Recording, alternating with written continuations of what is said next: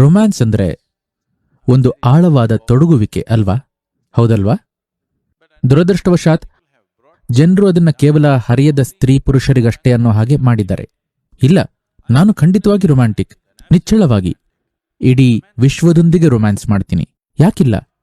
ಪಕ್ಕದ ಮನೆ ಹುಡುಗಿ ಮಾತ್ರ ಯಾಕೆ? ಪಕ್ಕದ ಮನೆ ಹುಡುಗಿ ನಮಗೆ ವಿಶೇಷವಾಗಿ ಕಾಣಿಸೋದು ಯಾಕೆ ಅಂದ್ರೆ ಹಾರ್ಮೋನುಗಳು ನಿಮ್ಮ ಬುದ್ಧಿಯನ್ನ ವಶಪಡಿಸಿಕೊಂಡಿವೆ. ಅವು ಬುದ್ಧಿಯನ್ನ ವಶಪಡಿಸಿಕೊಳ್ಳಿಲ್ಲ ಅಂದ್ರೆ ತೊಡಗಿಕೊಳ್ಳೋಕೆ ಇಡೀ ವಿಶ್ವನೇ ಯೋಗ್ಯವಾಗಿದೆ ಅಲ್ವಾ? ನೀವು ಸಾಕಷ್ಟು ಗಮನ ಹರಿಸಿದ್ರೆ ನೋಡಬಹುದು, ಇರುವೆಯಷ್ಟು ಸಣ್ಣದು ಕೂಡ ಅತ್ಯಂತ ಅದ್ಭುತವಾದ ಸೃಷ್ಟಿ. ನೀವು ಅದರ ಸಾಮರ್ಥ್ಯವನ್ನ ನೋಡಿದ್ರೆ ಜೀವಮಾನವಿಡೀ ಗಮನಿಸಿದ್ರೂ ಅದರ ಕಾರ್ಯವೈಖರಿಯಿಂದ ಇನ್ನೂ ಕಲಿಯೋಕಿರುತ್ತೆ. ಹೌದು, ನೀವು ಹೀಗೆ ಸಾಕಷ್ಟು ಗಮನ ಹರಿಸಿದ್ರೆ ರೊಮ್ಯಾಂಟಿಕ್ ಆಗಿಲ್ದೇ ಇರೋಕ್ಕೆ ಸಾಧ್ಯವಿಲ್ಲ.